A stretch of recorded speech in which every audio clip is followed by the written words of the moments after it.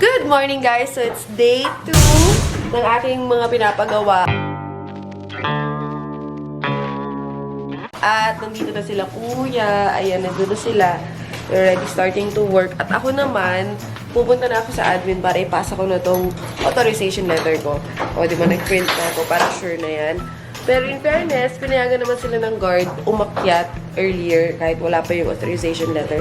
Pero pupunta pa din ako at ipapasa ko pa din para, di ba, para sure din. So anyway, let's go. Ayan, so nagpapalit na sila ng mga switch. Pero na isang napalitan. Excuse me, kuya. Pakita ko lang kung napalitan. Oh. Diba? Mas bago na siya tignan. Pero, kuya, baliktad, oh. Hindi. Gusto na ano? Kasi hindi naman pansinin yan. Sige, tatanggalin ko ulit. Babalik na rin ko. Ganun. Hindi, pati yung ulan yan. Ha? Ito tama lang. Hindi, kasi yung ulan yan. Meron siya naman eh. Ano ba, kuya? Tatanggalin ko ulit. Ay, ganun? Pati ito pag... Oo, kasi ay? ano yan eh. Kasi may saan? ano. Yan, kanan. Baliktad. Ako, hindi, dali lang na. Sige, baliktad. Pero hindi masyado, ta? Ganyan dapat kasi. Pero gusto mo ganyan? Oo, kasi yan yung logo niya, papa. Oo, hindi naman siya halata, kuya, pero alam mo yun, yung parang baliktad. Oo, hindi naman siya, oo. Sige, sige. Sige, pero mamaya na lang. Yan, okay na yan. Hindi, baliktad. Oo. Guys, yung logo kasi nandiyan sa taas. Dapat nandito siya sa baba. Baliktad yung pagkakalagay nito. Kuya, oh, ang bilis niya mag-tuyo. Oo. Kanina lang ito nilagay. Oh, pwede mo nang, ano yun, oh, ang bilis na tuyo. Tapos na rin ang primer. Oh. Finishing na rin to. Tapos guys, update. Dito sa kitchen naman, nalinis na. Okay, kasi tapos na dito sa kitchen. Maglalagay na lang ng mga handles, ganyan. Papaano ko to? Papaputi ko to. Kasi di ba ang pangit tignan, no? Parang orange. Parang dumi tuloy niya tignan. So, ito yung magiging itsura ng mga handles kung bago. O, di ba? Mukha siyang metal, pero it's just plastic. And it's more affordable than the metal ones. So, nagluluto ako ngayon ng adobo para sa lahat. Ulam namin mamaya. Chicken adobo. So, naglalagay din ako ng handle kasi wala akong magawa. Madali lang maglagay. Ayan. Ito. Tapos yung screw niya. So, dapat meron kang screwdriver. Kasi nakasize naman na yan. Ito kayang gawin to ng kahit sino. O, diba? Ito nalagay ko na. Pakita natin. Oh! Ganda, diba? O, ipapakita ko naman paano ko nilalagay ito. Kasi itong mga to, standard size naman na yan. So, itong size ng handle ko is 4 inches. Sabihin nyo lang dun sa hardware, 4 inches. Sila na bahala. Ako yung style na pinili ko is itong parang metal siya, pero it's actually plastic. So, mas mura siya. Kasi hindi naman kailangan heavy duty. Kasi nga, itong mga cabinet ko, magaan lang naman. Pak! Galing, di ba? So, itapat nyo lang ulit. Kunin yung screwdriver. Ikot. Dali, di ba? Kaya gawin ito ng ano.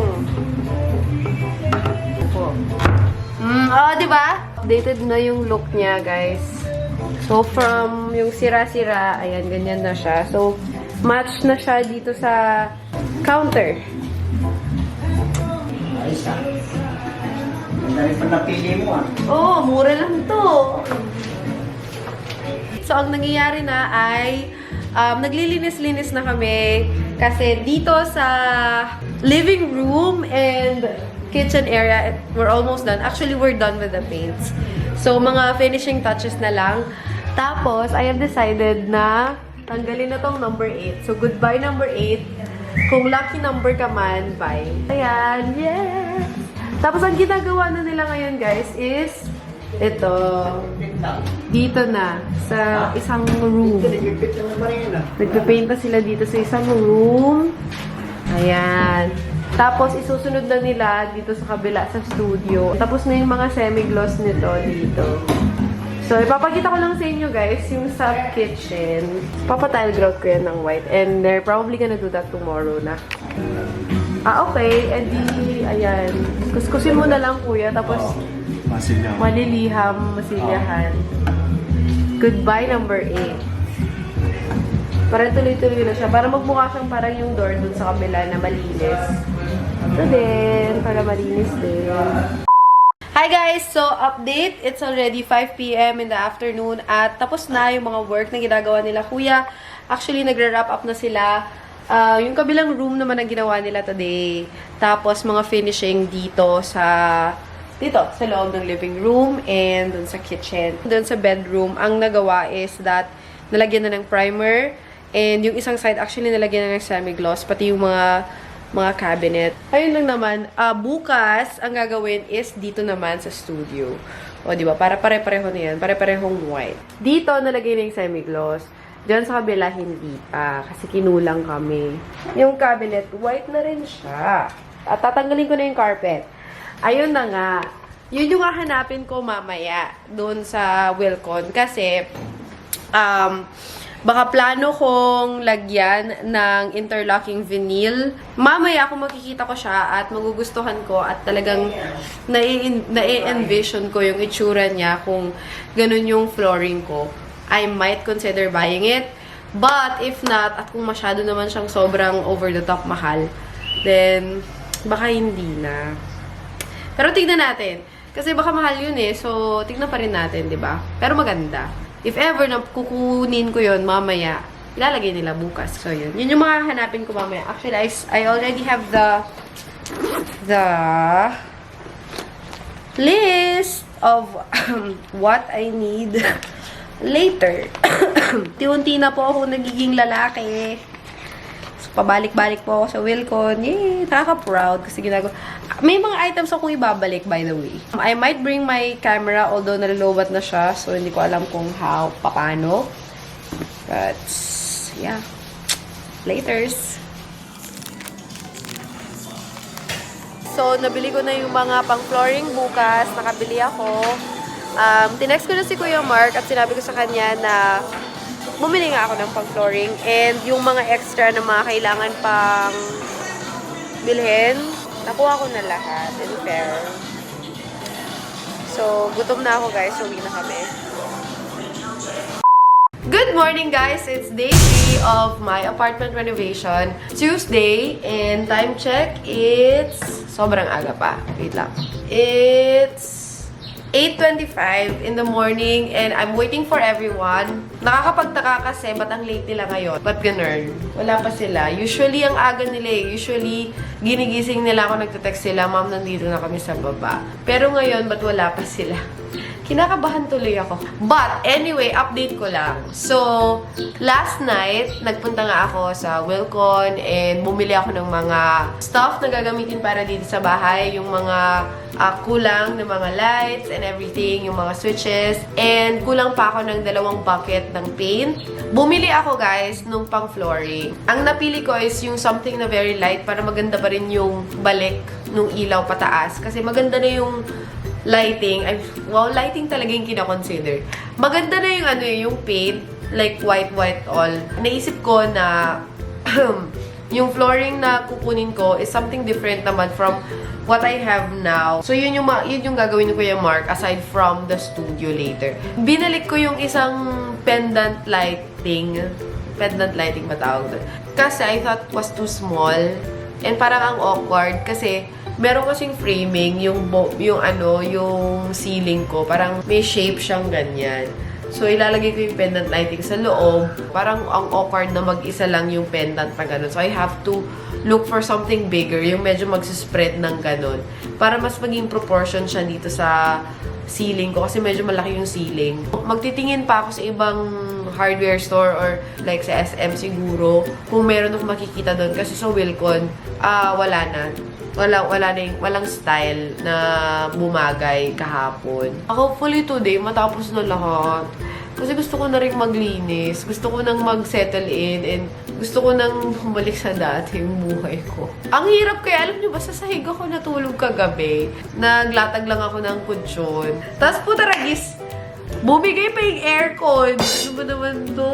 Alam mo, ang hirap. Bumigay yung aircon dun sa room. Luma na kasing aircon na yung aircon na yun pa yung ginagamit pa before here. Nanatyan ko na yun. So ano, bibili ako ng panibago na namang aircon. Mahal-mahal kaya ng aircon. Lalo na yung ganun yung malaki. Ayun, yun talaga naman yung update so far. At ang kailangan kong update sila kuya. Ano natin? Ang aga... Okay, walang lasa. Walang lasa tong kape ko. Pati ba naman tong kape ko, wala ring lasa. Ang dami pa. Magpapagrout pa nung ano, yung tiles.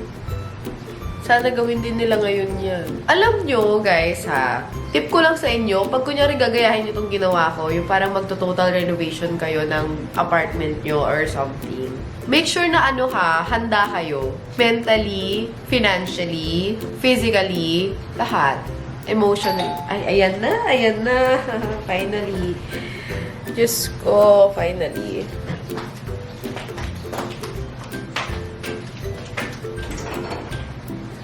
Ay, hello po. Pasok. Yay! At nandito na nga sila, kuya. Yes. As we speak. Dumating na sila. Ay, dadalawa lang po kayo? Susunod daw po kami si Mar. Okay. Okay po. Ayan na nga. Nandito na si kuya. At nagbabalik si isang kuya. Wala po siya yesterday. Okay. Kung bad mood siya. Sige. Ano yun? Mukhang bad mood si kuya. Guys, update. So, ang nangyayari ay itong room na to, natanggal na namin lahat yung carpet. There. So, ready na siya for flooring, finally. Mukha lang siyang makintab at maayos dito sa camera, but it's really not. And you know what, guys? Nag-iisip ako kung ano magagawin ko dito sa bed na to kasi sobrang laki niya. At hindi ko na masyadong gusto yung style. And kanina lang, nilinis ko yung doorknob kasi natamaan siya ng mga paint. So, side by side. Yeah.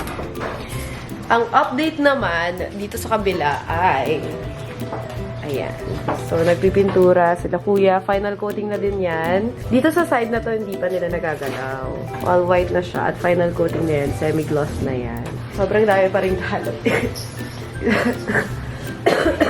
At ipapakita ko sa inyo yung mga nabiling pang flooring. Okay, so ito yung foam. Ito yung foam na ilalagay underneath the laminated floors.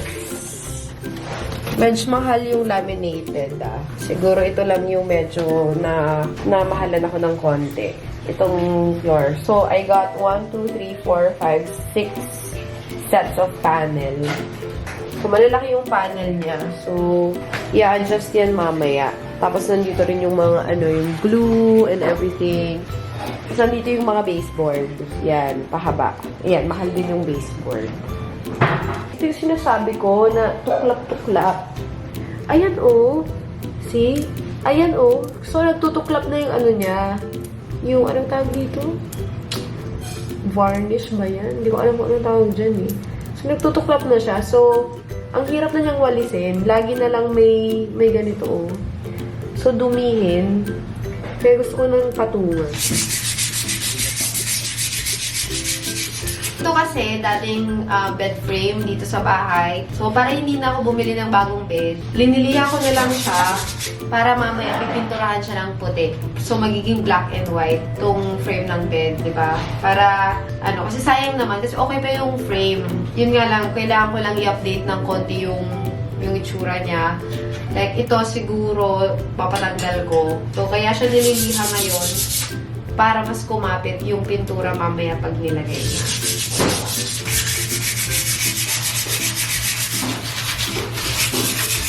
Ayan guys, so ito na ginagawa ng aking tile grout. So, pag magpapalit kayo ng grout sa kusina, dun sa tiles nyo, tanggalin nyo muna yung dating grout, yung luma. Yan yung ginagawa ni Kuya ngayon. So, kinikis-kis niya. Tapos, saka ilalagay yung bagong grout. Ako maganda to pagkatapos. Magiging puro puti na yan. Yay!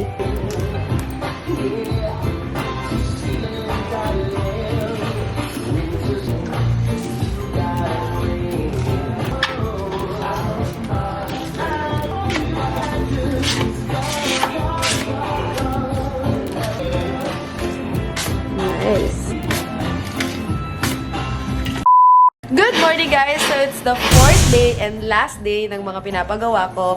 And medyo maingay dito sa place ko ngayon because, as you can hear, may mga naglalagay sa likod ko, guys. Kasi ginagawa yung flooring ng aking room. Which is, yun nga yung mga binili kong mga laminate flooring. Ini-install na finally. So, thankful ako kasi sa wakas, pagkatapos niyan, okay na. Makakapag-settle in na ako. Kasi yun lang naman talagang hinihintay ko. Mga sofa ko, inayos na namin. So, hindi na makalat dito sa gitna na part. But, siyempre, yung mga fan, mga shoes ko nandyan pa. At iniisip ko kung anong gagawin ko dito sa mga shoes ko. Kasi ang kalat, diba? Ang kalat tignan. At ayoko ng ganyan.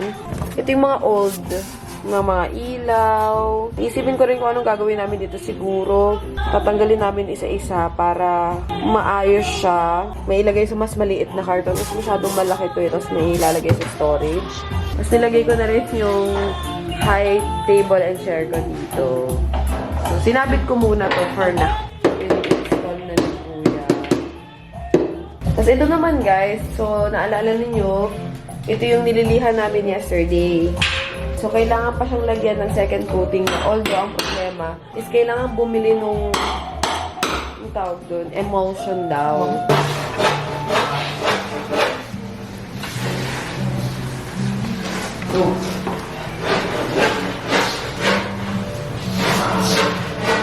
Okay, man. Hindi na.